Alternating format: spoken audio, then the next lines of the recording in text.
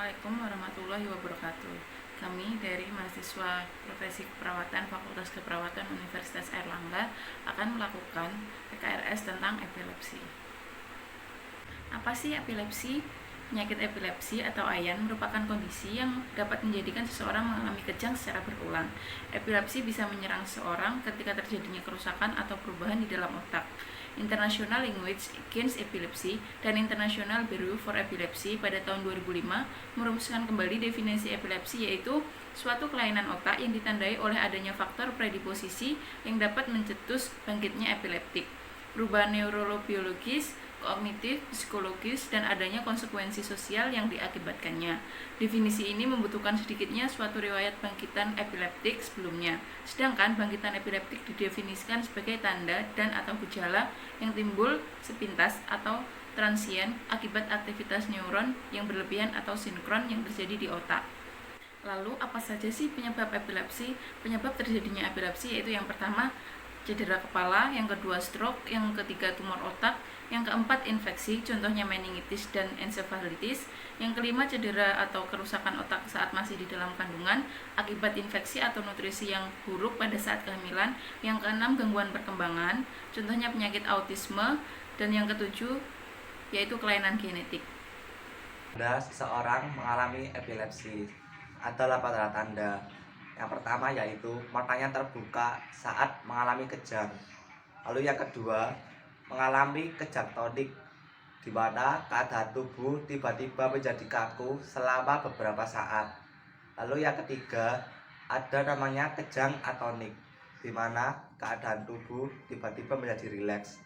Hal inilah yang menyebabkan penderita epilepsi rentan mengalami jatuh secara tiba-tiba karena tiba-tiba dari keadaan tubuh yang kaku menjadi rileks. Lalu yang keempat, ada namanya kejang klonik, di mana ada gerakan menghentak, biasanya pada bagian otot leher, otot wajah, dan lengan. Lalu yang kelima, terkadang penderita epilepsi mengeluarkan suara atau berteriak saat mengalami kejang. Lalu yang keenam yaitu mengompol. Lalu yang ketujuh, terkadang juga mengalami kesulitan bernafas untuk beberapa saat.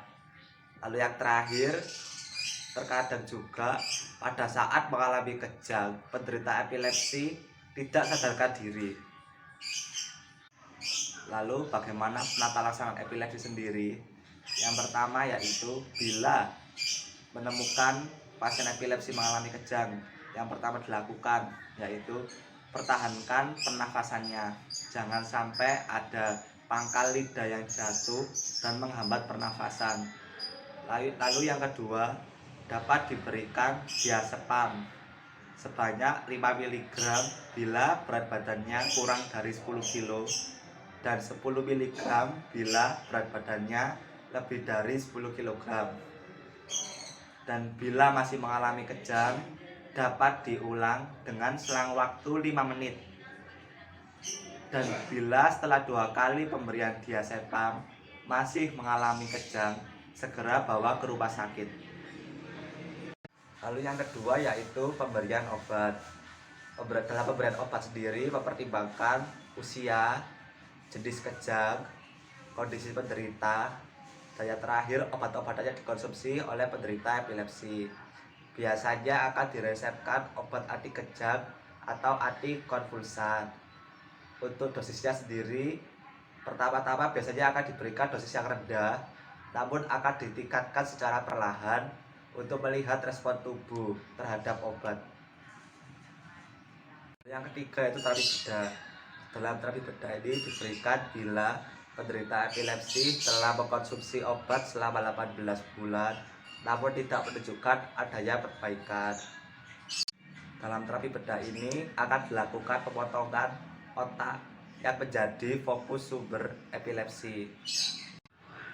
Ada 2 syarat utama penderita epilepsi harus melakukan terapi bedah. Yang pertama, bila penderita epilepsi mengalami kejang epilepsi dan tidak dapat dikontrol dengan obat-obatan.